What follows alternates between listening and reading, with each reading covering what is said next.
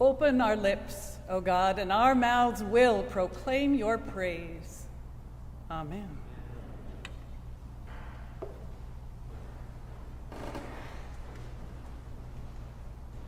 Wow, stories of our faith. Matthew puts the word immediately in there a lot, and in my Bible, the immediately is the very first word that happens immediately after what happened before. The disciples are sent out. Immediately. What's happened before, you may have in mind, is that 5,000 men, besides women and children, have been fed. This great miracle of feeding. And there have been leftovers. But Jesus sends his people out, says, go to the other side, says, I'll take care of this. Jesus sends them out to go ahead, and he dismissed the crowds, Matthew tells us. And then finally, Jesus gets to go up the mountain by himself, alone, to pray. He's been trying to do this for quite some time, but finally he gets up there.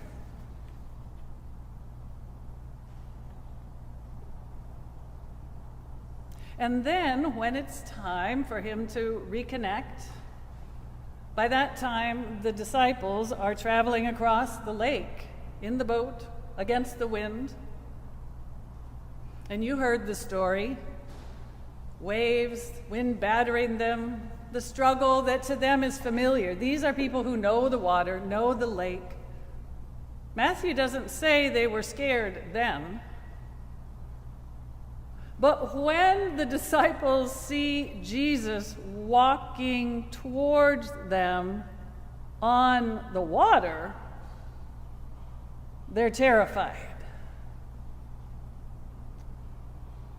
I don't know, I might be terrified too. I haven't ever seen somebody walking towards me on the water. They think it's a ghost. And Jesus holds their fear, but then assures them, it is I, here I am. Don't be afraid. And Peter, you have to love Peter. Join me in appreciating Peter for all his humanity. Peter can't quite accept it. If it is really you, Jesus, if it's you, then command me to walk to you on the water.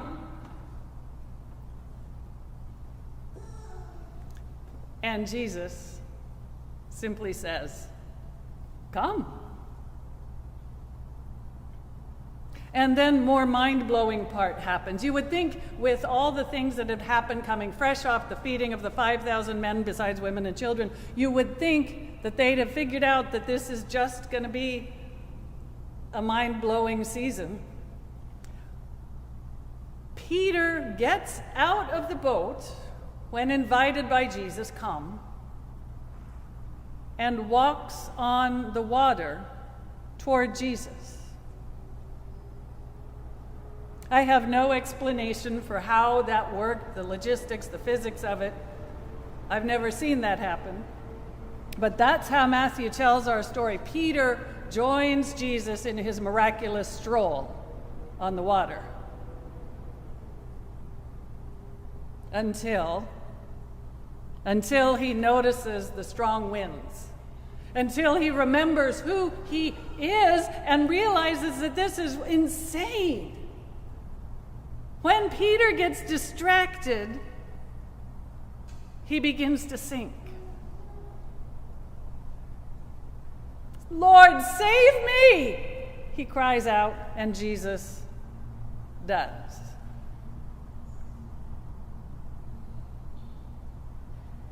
It's a lovely story, and you could take all sorts of different meanings to the waves and the chaos and the storm and all that is normal, anticipated stuff of life.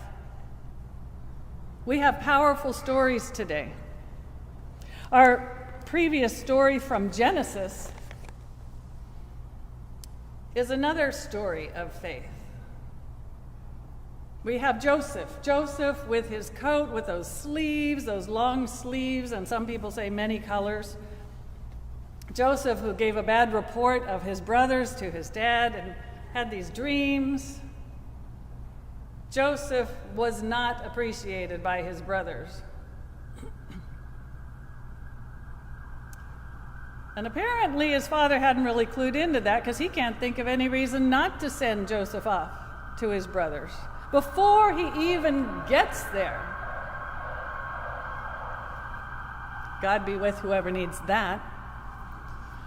Before Joseph even gets there, they decide to kill him. Did you hear that? He didn't get a chance to show up and be obnoxious again. They were going to do it before he even reaches them.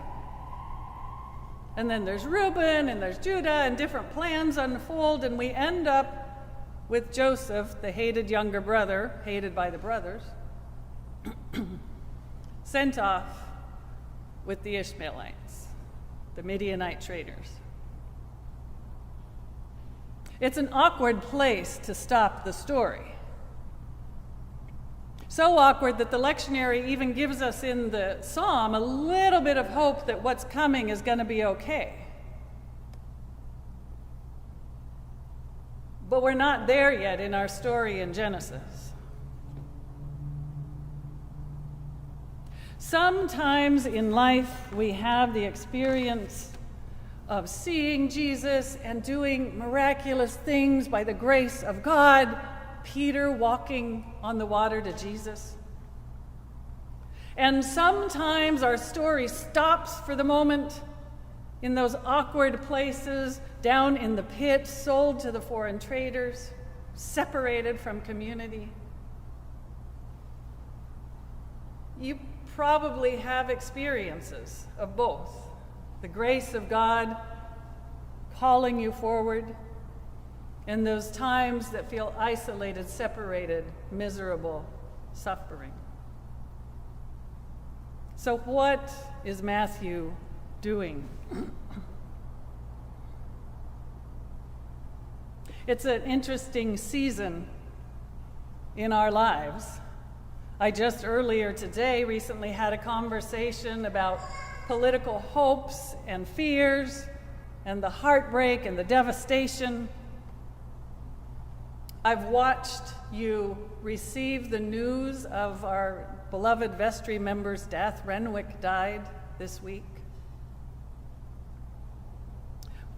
Our stories sometimes stop in awkward places. And yet here we are, remembering them. The invitation, I believe, for us today that Matthew is issuing in his gospel is to remember who this God is, this God in Jesus who comes walking across the turbulent waters to meet and terrify the disciples. This is the God who knows and manages water. This is the God who at creation has separated the waters and begun to order all of creation. This is the God who made covenant with Noah when the waters flooded the earth and said, I won't do that again. I control the waters, and this will not happen again. This is the God who, when the Israelites were fleeing that slavery to which they ended up in Egypt, came to the Red Sea with Pharaoh's army pursuing them from behind. This is the God who separated the waters so that the people had a way to continue to freedom. This is the God who, when that same people were entering the promised land, paused the waters of the Jordan for them to cross over. This God not just walks on water, but controls the chaos represented by water.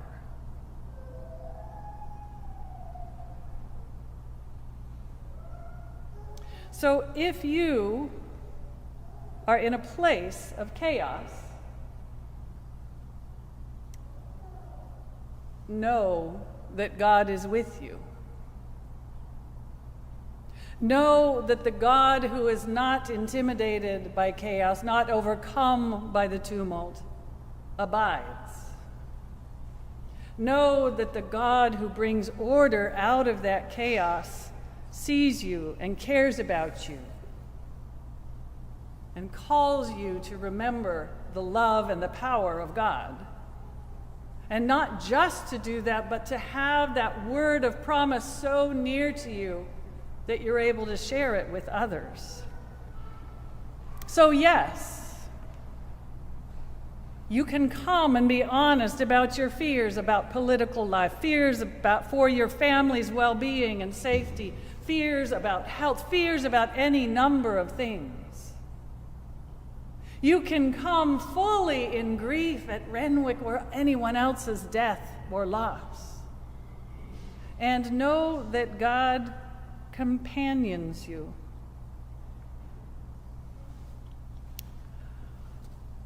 Will Willimon, in commenting on this gospel passage, writes thusly: if Peter had not ventured forth, had not obeyed the call to walk on the water, then Peter would never have had this great opportunity for recognition of Jesus and rescue by Jesus. I wonder if too many of us are merely splashing about in the safe shallows and therefore have too few opportunities to test and deepen our faith. The story today implies if you want to be close to Jesus, you have to venture forth out on the sea. You have to prove his promises through trusting his promises, through risk and venture. I have watched you, people of Trinity. I have watched you navigate a church closed down, unable to gather in recent years. I've watched you return not just to your own worship and activities, but return to the neighborhood, hosting night out recently for the whole neighborhood, offering meals on third Sundays. I've watched you come out and continue to make known the promises of God. I watch you hold the grief of a beloved member's death after a long journey with cancer, yes, but after a sudden, unexpected decline. In and around all these things, God is working. God is crafting miracles among you. And when the wind is strong and when the water is turbulent, our job, I believe, our invitation is to keep our focus on Jesus. And when we begin to sink, which we will, to cry out, Lord, save me. Lord, save us. We've reached the limit of what we can do, and your grace is our only hope.